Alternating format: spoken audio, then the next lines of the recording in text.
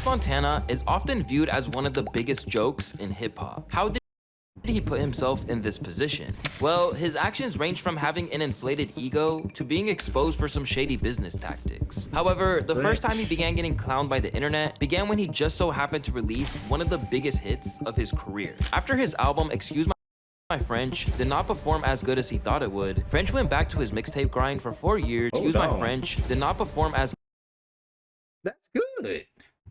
What is they talking about? He talking about that like that's bad or something. This is a good album sale. 56,000 for French. Yeah, okay. But I ain't gonna lie, 56,000 for French is fucking amazing. French Montana, nigga, who listens to him? As good as he thought it would. French went back to his mixtape grind for 4 years before finally returning with 2017's Jungle Rules. This time, he managed to nudge himself up to the #3 spot on the charts and land his biggest ever single with the release of Unforgettable featuring Swae Lee.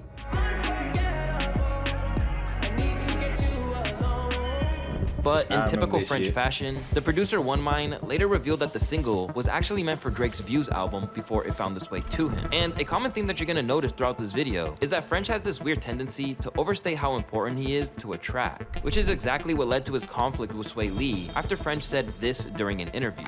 One of the best A&R ears. Do you think Unforgettable came to me like that before it went out? It was nothing like that before it went out. It didn't have no structure. I had to sit there like a scientist and put it together. After claiming he was basically the one who made that song, it prompted a response from Sway on Instagram.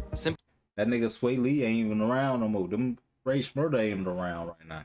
Reading Cap. If you haven't heard the song, just know that basically everyone likes it for Swae Lee's part only. And even after Sway's comment, French still tried to act like he was the most crucial component to the song. I love Swae Lee, no problem with him. He never did nothing to me, actually. All I was saying, my brother, was if you have the original version, and I put my verse on it in a certain place, that means I structured the song, right? Yeah. What I'm saying wrong. He took it as if you were trying to take credit for the record. Like it was bare, it was naked. I never took credit for the record. How much I take credit for the song? Every show I did, he's there with me. As expected, people didn't accept this whatsoever and thought the idea that French was the selling point of anything was laughable. Nobody listens to a song because French is a part of it. I've never heard anybody say play that new French. To be honest, the song is more like Swae Lee featuring French Montana. Although he technically was at the peak of his career at that point, French Y'all got that many views? Featuring French Montana. Although he technically was at the peak of his career. Wait, was Lockjaw French Montana song? I thought that was Kodak. Damn. I ain't gonna lie, bro. Nobody's looking for French, bro. Also real shit. Nobody listening to French.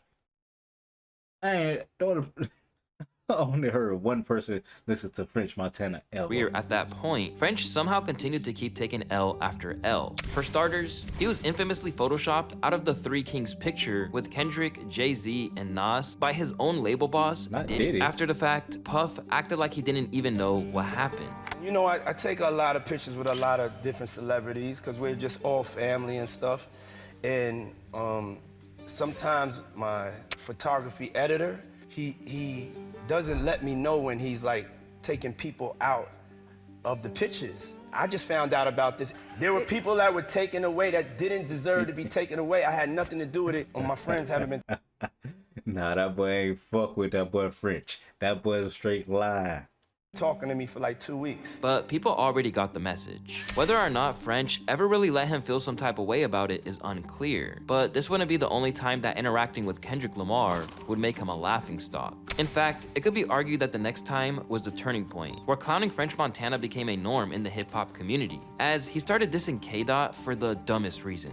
It all started when French had a chat with Complex News' Speedy Mormon on April 18th, 2020. During that conversation, French well, who is this black ass nigga right here? God damn. Nigga, is you good, bro? Open your eyes. Nigga look high as hell. Claimed that he could outshine Kendrick in a versus battle following a question about who he could face off against after his viral hit battle with Tory Lanez. Honestly, I could go against anybody.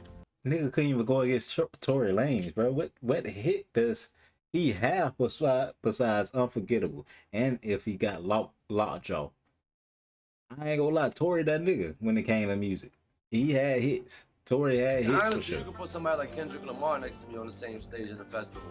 I outshine them, not because I'm a better rapper. It's just I got more hits. This led to a firestorm amongst hip-hop fans. French is bugging the fuck out. He does not have more hit records than Kendrick Lamar. The Billboard entries is not the only thing that qualifies you for a hit. There's tons of hit records that never made it to Billboard, that weren't #1 on Billboard, that is some of the biggest influential music of our life. And instead of simply taking back what he Damn said, right. French would double down, tweeting, "If we talking about anthems, me versus Kendrick hit for hit, I believe I can go neck to neck. I've been making hits for a long time. I love Kendrick. That's not just for Kendrick, that's to anybody they put in front of me." And again, the internet and Nigga, this nigga smoking something. Ain't no way he got that much confidence in his catalog. Which, who knows your catalog, my nigga?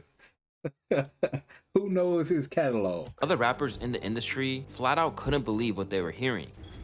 Stupid. He said he got more hits than Kendrick Lamar. Fool. The man said he got more hits than me and Kendrick.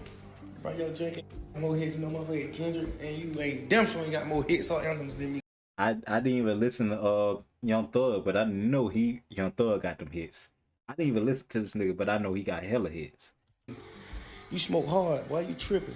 You on real dope. As for the fans, they thought it was utterly laughable, in that French owed more of his career to networking than anything he did on the mic. If French Montana didn't have features, he wouldn't have a career. This led French going on a tirade of posts trying to prove his point. I feel like I got more hits, and I wouldn't have said unless I did my homework. I never said I was a better artist than Kendrick. We was just talking songs. People just went out of line with it. I made it out of Africa.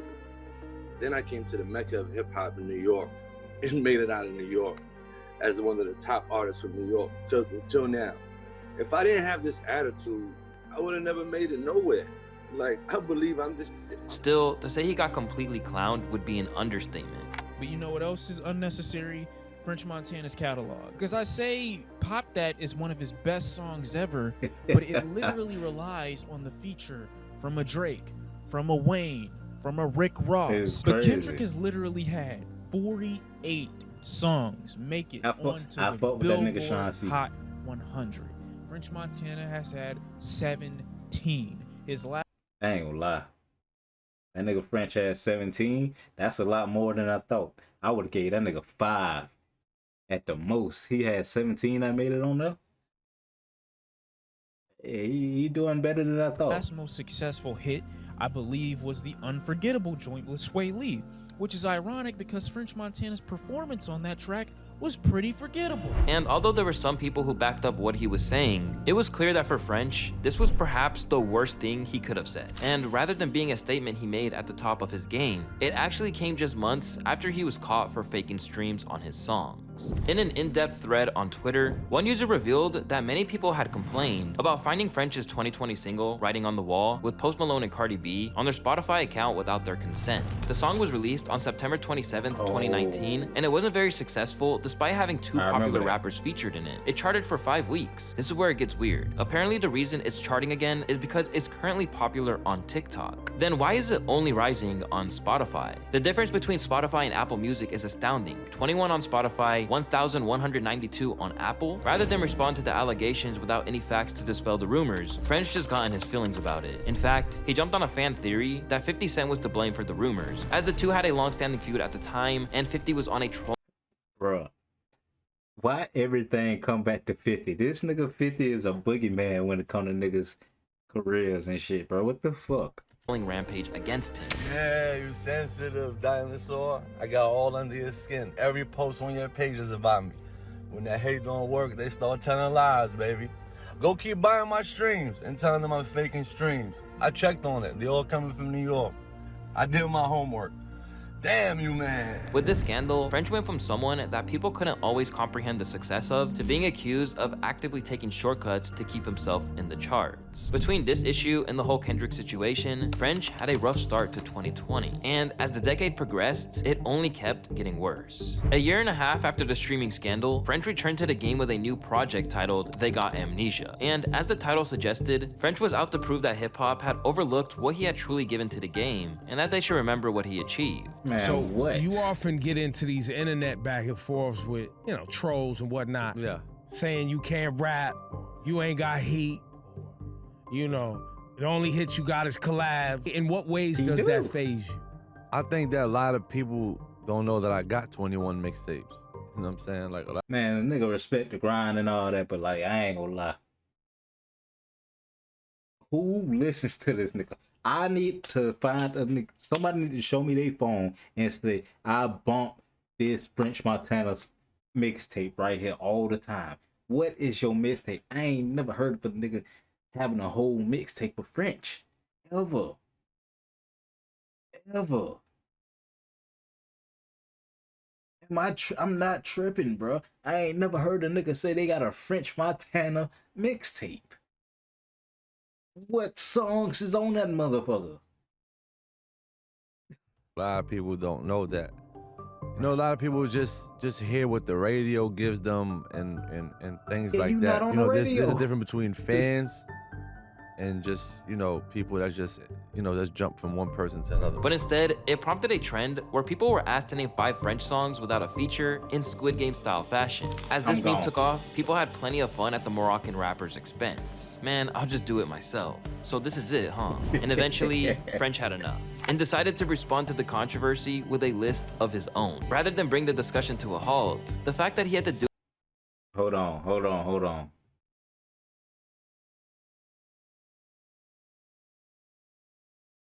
Never heard of these songs in my life.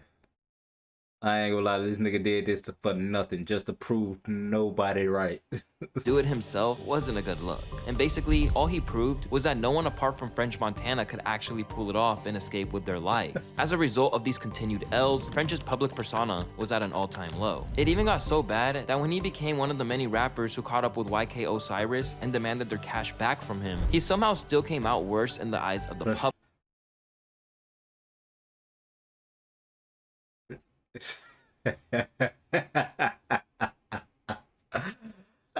They dead ass wrong. This nigga can't catch a break. Nigga talking about being clowned by French Montana. You hear rock bottom is fucking crazy. Being clowned by French is rock bottom. Rather than being at the top of the game as he envisioned, French hasn't had a top 10 album since 2017's Jungle Rules, and the album They Got Amnesia landed at number 51. Meanwhile, the last time he had a single reach the Hot 100 was when he teamed up with Diddy in The Weeknd for Another One of Me on his label boss's record. Prior to that, it was none other than the infamous Writing on the Wall. With new stars emerging all the time, and French not getting any younger, the window was running out. And as Mac and Cheese 5 was about to drop in 2020, How old is this nigga French? French Montana. Age.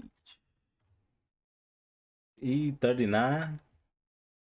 So I say that nigga probably been in the game for about a good what?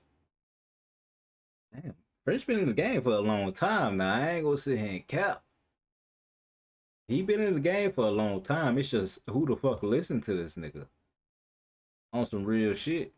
Who listens to this nigga French?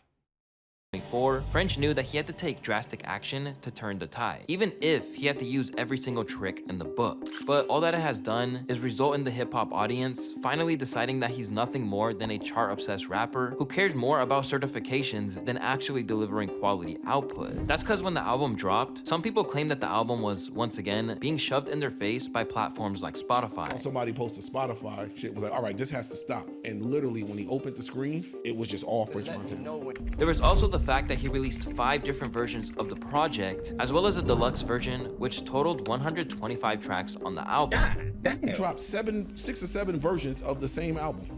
On the same day. On the same day. You got the regular version, you drop the clean version, you drop the instrumental, you drop the slowed down, you drop the sped up, you drop the acapella, and then you drop one with all of them combined, 126 tracks. God damn. All right, No. Dog, what are we doing?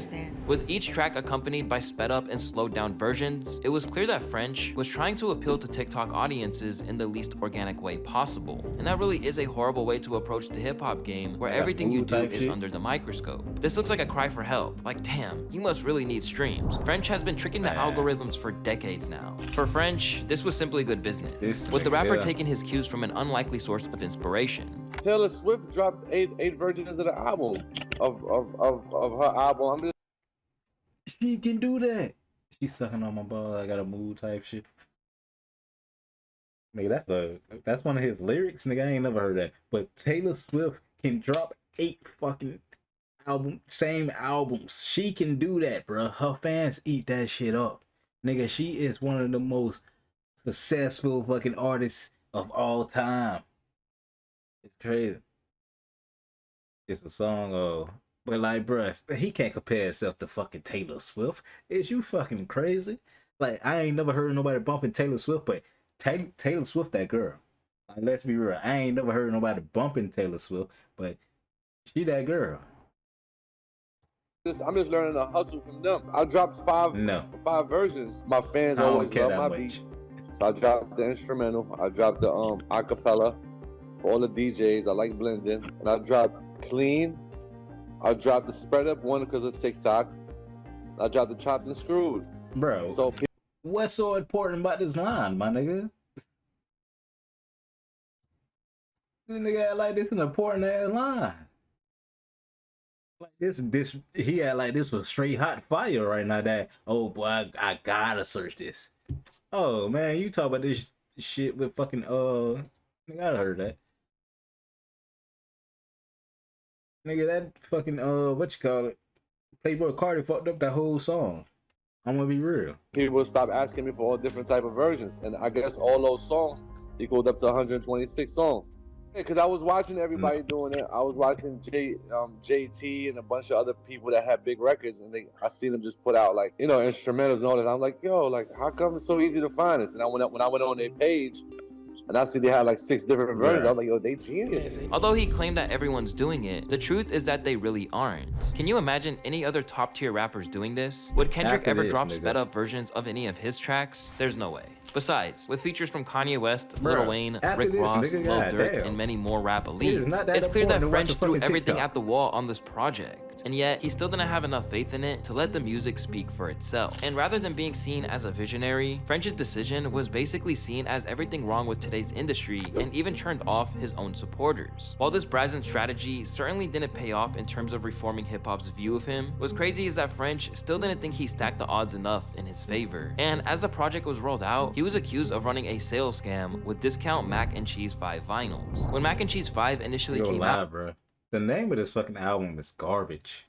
It was moving a surprisingly high number of units, and the word was that a lot of them were coming from direct-to-consumer sales. This came from $5 vinyl records of the project that French was selling on his website. And if any of you watching this purchase records, you'll know that price point is crazy. But initially, at least, it looked like the gamble had paid off, as it was being reported that French was likely to debut at number 3 on the Billboard charts with sales of upwards of 56,000. And considering how They Got Amnesia performed, that would be pretty crazy and would really be a second win for French's career. But now, it appears that on a record where he unironically dropped bars like, yeah, you sold 100 million, but they all features, most of my plaques, I'm the feature, and when Hove took a break, I had the city for a decade, culture top 3, we done started up the wave. French had been straight up scamming his own fans to boost sales. This comes after a user named 99vinyl on X wrote a tweet stating, booster sales fraud? French Montana sold vinyl records on his site for $5 pre-orders back in January. With all the albums needed to be shipped on release date to count towards sales, it seems almost everyone that purchased it has had it delivered to a random address. This seems to be the case of fake shipping confirmations in order to boost sales numbers for the album. Although French nor his team haven't responded to these claims, all the evidence you need to verify them is Mac and Cheese 5's revised place on the charts. Rather than debuting at number 3 with 56K, the record topped out at number 14 with all of the fraudulent sales. After doing so much, French still achieved so little. And with that, people finally had enough. That's the shit you gotta pull when you suck and no one wants to listen to your shit. Such an irrelevant fraud, grasping at the little bit of fame he's got. Not surprised that all the vinyls are a total scheme.